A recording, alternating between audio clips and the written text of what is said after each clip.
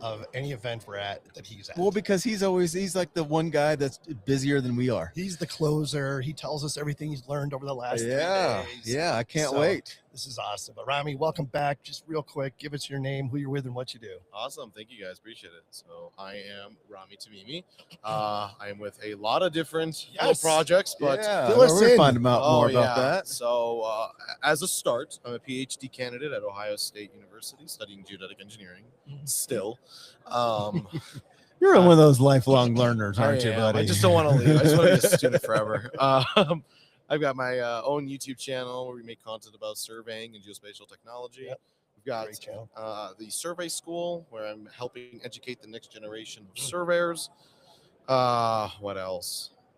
You just took a real job, I did take a real job. I am now a project manager at WSP USA. Oh, nice. So, yes. So talk a little bit about that. What's the position? What are you doing? Yeah. So really it came down to me trying to figure out where my priorities in life are and how can I simplify all of the crazy things that I do. So I spent a lot of time bootstrapped in multiple businesses, right? I'm running the survey school. I'm running my YouTube channel. I basically have to do my PhD research on my own.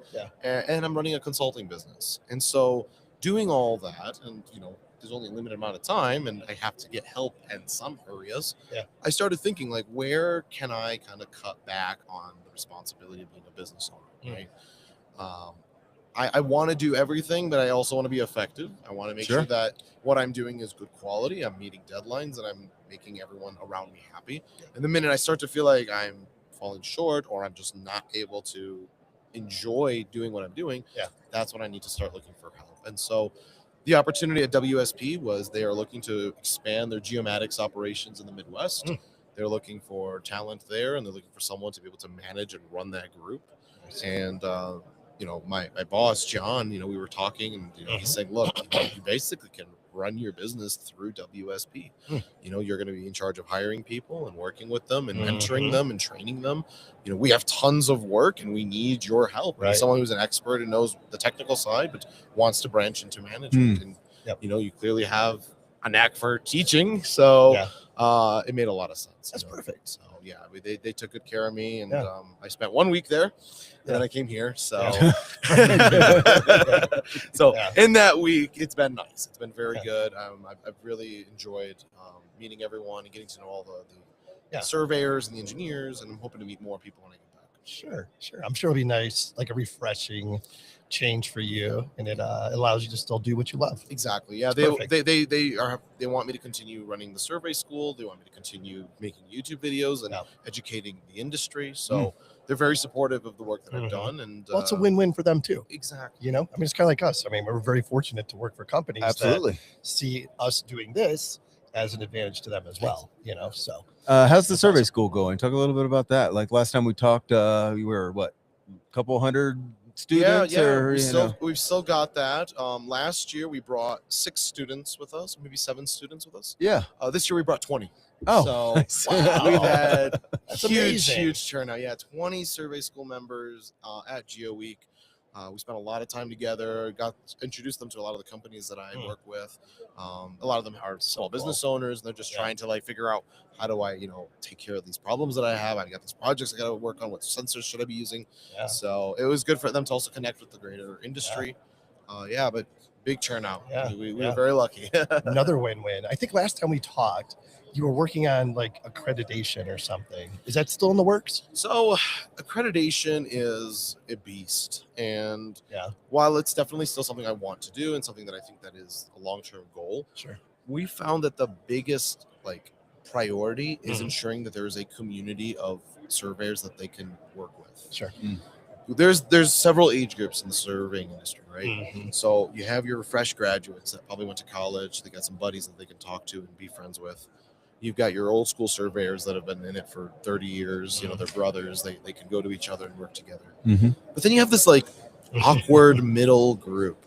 They're not eligible to be YSN members. But they're new to the industry. Maybe they did a career shift. And they're in their 40s and 50s. They're like, hey, I'm not young, but I'm not old. And I'm not at the average age of a surveyor either. So they're in this weird funk. And they're like, where can I go to meet a community of like-minded people that are also trying to learn and educate themselves about surveying. And we found that was the priority for our school. Oh, nice. Okay. So while accreditation is important, and like I'm sure they want to become licensed, they just want to be able to talk to someone and have a normal conversation about survey techniques and be able to figure out how do we solve these problems. Then there's some structure there that they can learn. There's some classes that they can take without having to pay university prices or worry about university bureaucracy. There's no deadlines by any means. You're an adult. You can just go on and study when you need to.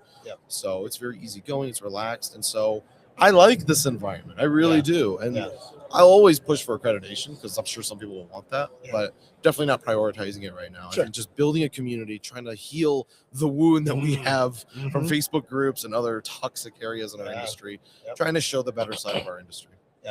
Is that where you see like the biggest, and I know you just mentioned it, but that middle ground of almost converting careers or going from one career to another? Is that where you see more potential of growth in the business? Yeah, because I have a lot of guys that come from like VFX, right? So they have some idea of like tracking and like modeling, and they understand that. But then they realize, okay, well, if I want to get into the mapping side of things, I need to learn how to do it accurately. Right. So they're coming in with some knowledge in some area, but not as much in like traditional surveying. So that's what they're focused on.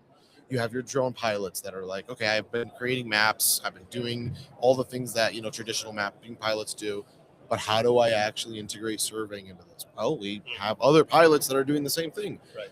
And then we have like architects and engineers that have worked with surveyors, never understood exactly what surveyors do. And so they want to better communicate with either their clients or their colleagues. So they're in our community working with us, trying to better understand and build their skill set. So wide range of skills and talents. Yeah. And that kind of like that demographic you're describing, you know, accreditation is probably not really important to them, right? They don't really care. They're probably not in most cases pursuing licensure. You know, they're just going to be, you know, a value add to the profession. Right. Yeah. And there's a number of states that don't have any education requirements. Oh, yeah. So sure. we have a guy that he has a degree in accounting. He lives in California. Yeah. So he doesn't have to go back to school or anything. Right. But he wants to know what to study for the exams and to be a good surveyor. So he's in our community and it's a perfect fit for him. Yeah. Super cool. What about this week or this show, the conference? What's your big takeaway? You know, we've been asking everybody, you know, what are people talking about? Yeah, no, absolutely. I mean, the sensors and the scanners and the GPS units, I mean, those are always going to be constantly evolving. So it's nice to see all the companies and connect with all the leaders in those corporations. I tried to sit in on some more sessions just so that I can see kind of what's going on in the research realm. I published some research as well and did a presentation. So main takeaway I would say is the community is still alive. It's still strong. Yeah. There's a lot more potential. And it's always good to get together every year. So, yeah, for sure. What about any buzzwords or anything like new that sticks out at you? AI, ML, Gaussian splatting. I mean, no, that was so last year. Yeah, I know, right? Yeah. I mean, all these buzzwords they get thrown around, but sometimes when you start asking questions that are related to that, there's just not as much. I will say one thing that I'm like really excited for the future is municipal mapping using machine learning. So the idea is that we don't need to necessarily manually start to do inventory on signs and roadways and conditions of roads, that we can now do mapping work and AI models or machine learning models. See, I got to use the right term here. Yeah. Machine learning models have been trained to be able to recognize signage and different lane markers and different ways of structuring curb. And then when they are fed all the data for roads in a municipality, they can sort and organize and see, okay, where is everything? How many signs do we have? What signs need to be replaced? What areas of the road need work? So it's good for like maintaining a society, and it kind of ties into the whole smart city buzzword. Right. The smart city digital twin, right? Yeah, we're tapping into that now. So I mean, it's all connected. It's all the same, but understanding where does it actually make sense and where is it practical, and then for us as users, where can we tap in to be able to make make an impact? You know, whether it's from the research side or from the data collection side, how can we contribute to this?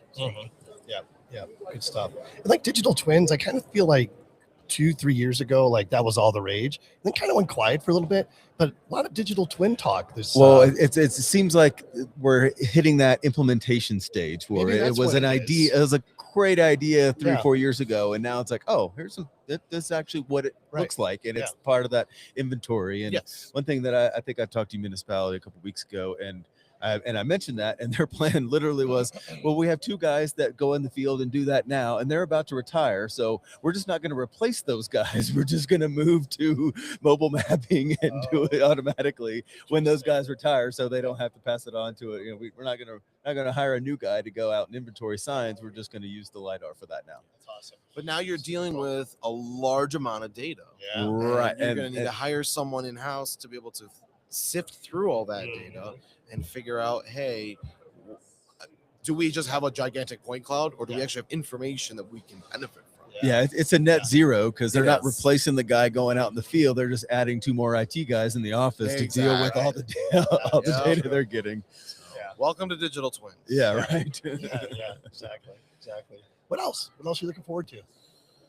I mean, you still have a ton on your plate. I do. You just I- added to it with this new job. Yeah, no. I'm What's always up? looking forward to graduating. So Is there a plan there, Rami? I do you mean- have a target? I mean, I know you have a survey school that has no real deadlines, and that's kind of the Oh, point. that's- You know, it's that's- casual. it's a casual Are environment. you taking the same casual approach to your master's and not doctoral? not the intent. I'm repping Ohio State today. Hopefully, gonna get some brownie points. You know, maybe help me defend. Well, here's where the Because we're going to call you Dr. Rami here. No, you're not. Eventually, right? no, never. Even after I get it, just call me Rami. The bottleneck. The bottleneck. That's the right term, right? Yeah. What that I'm facing right now is I fell into this research project that has been just a giant can of worms.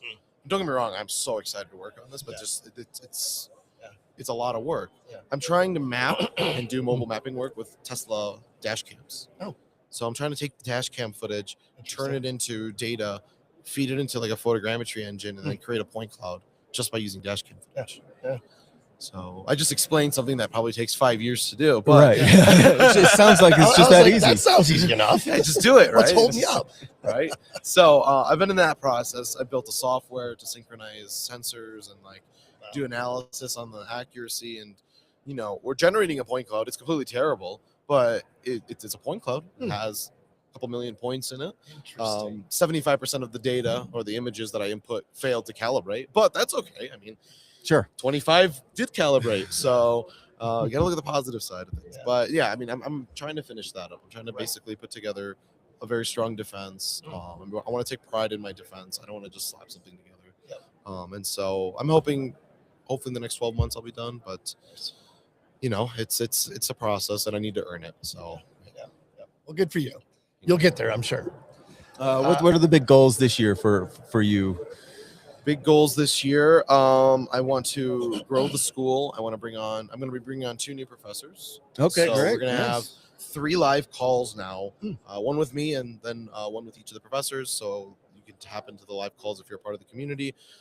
Very knowledgeable guys. One guy is going to be doing least squares adjustments and very knowledgeable with network adjustment. So I think that's a big help for a lot of people. Nice. The other one is going to be doing GIS. So I'm not as familiar with GIS. I'm in the survey industry. So they have been immersed in Nice. it. And Yep. so I think that they're going to be doing a good job there. So yeah, I mean, Yeah. delegating out tasks, trying to scale the school so that I can focus on my job and Yep. focus on my PhD. And then also just make more YouTube videos. You know? We have a lot of great partnerships. Which you're really good at, of Ah, course. thank yeah. you. Yeah. A lot of great partnerships, and we want to make those partners happy. You know? Yeah. And back to bringing those other 2 people on, always hire people that are smarter than you, right? Yes. Yeah. Especially when I don't know something, I just Yeah. This is the hole, and I need you to help me fill it. And Yeah. we want to make the school whole. So. Awesome. Well, always good to catch up. Yeah, Appreciate absolutely. Appreciate your Of time. course. We're going to see you again more this year, I'm sure. Probably sure. Germany for Yep. Intergeo. Yeah, there. absolutely. What other shows you guys going to? We're going next month. We're going to the Western Region Survey Conference. Nice. Be there, and then after that, some sponsor shows. Yeah, Topodot, be there. Hexagon. ASPRS. Yeah. Be there. Yep. Hexagon. That's right. The usuals. The usuals. Yeah. Yep. So If I catch you, busy year. I'll say hello. Of course. And, Yeah. We'll see you. I'll definitely see you in Germany. All right. Sounds Right. good. Safe Always good to travels. see you, buddy. See you guys. Yeah. Take care. Yeah. Thanks See for ya. everything.